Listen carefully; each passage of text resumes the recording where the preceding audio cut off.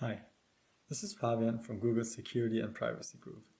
I want to talk about our work on malware lead generation at scale. What is the scale we are talking about? So far, over 1 billion malware samples were observed in the wild. That means that a human can only manually investigate a tiny fraction of existing malware. So if you want to find undetected threats to your system, where do you even start looking? If you only analyze a few random samples, how do you know you're not missing a big malware family attacking your protected asset? Since an analyst can only check a limited amount of malware samples, prioritization is important. You don't care about all known malware since you have existing defenses against it. At the same time, not all unknown malware is relevant for your system. And then, among all novel and relevant malware samples, you can still optimize. You can take advantage of the fact that one investigation can deal with an entire family of malware. Hence, your goal is to find the worst unknown malware family with the highest potential for damage to your protected asset. We have been reviewing how this problem is tackled in practice. In the industry, malware hunting is still an open problem. A quote: "Threat hunting is a hard, time-consuming, and in most cases a manual process that requires advanced knowledge of an organization's network." Also, we asked threat analysts at Google about lead generation.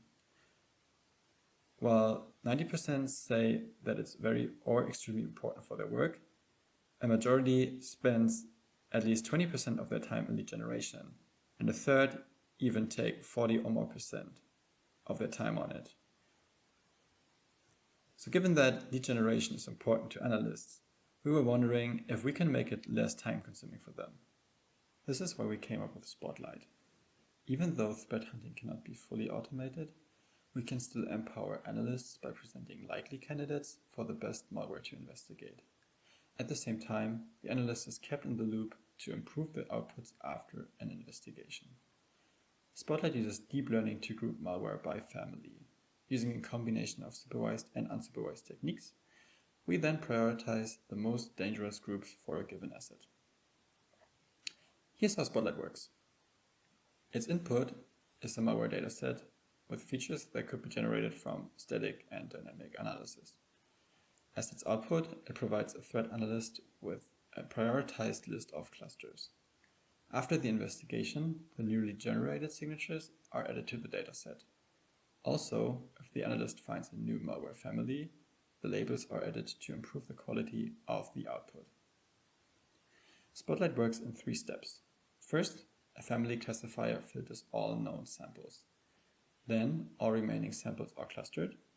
And last, these clusters are sorted using a custom scorer. Let's dive into step 1 in more detail.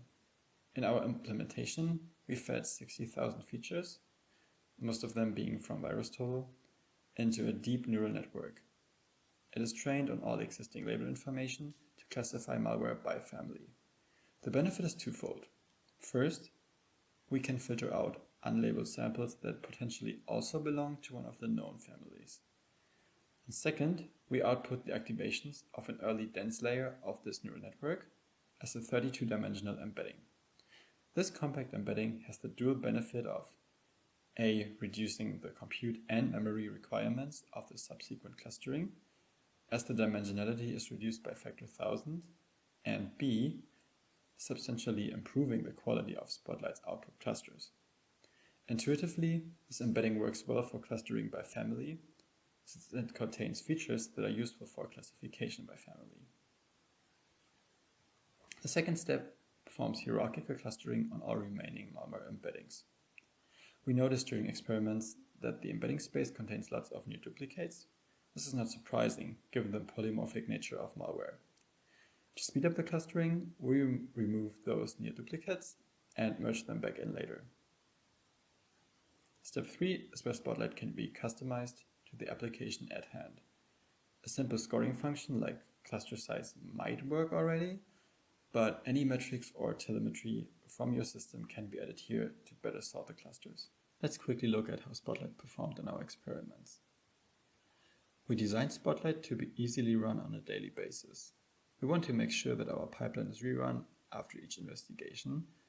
That means that newly produced signatures and labels are included, and it helps to automatically remove newly discovered malware families from the clusters. Frequent retraining also allows Spotlight to continuously surface emerging and evolving threats.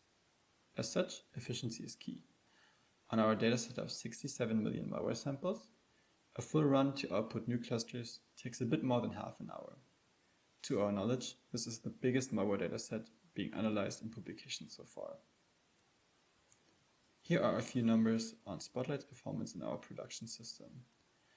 In step 1, the family classification had an accuracy of 99.6%.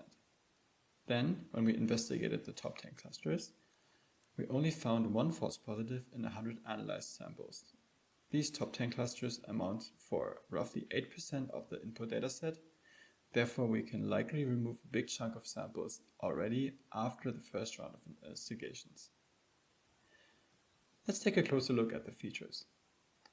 Most of them were extracted from VirusTotal and detected specific types of malware, such as trojans, droppers, and more.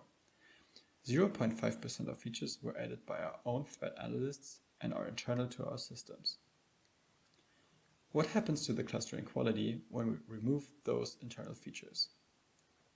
There is a slight drop in cluster purity from the mentioned 1% to now 2% false positives found in manual investigation of the top 10 clusters. For comparison, we tried to run Spotlight fully unsupervised.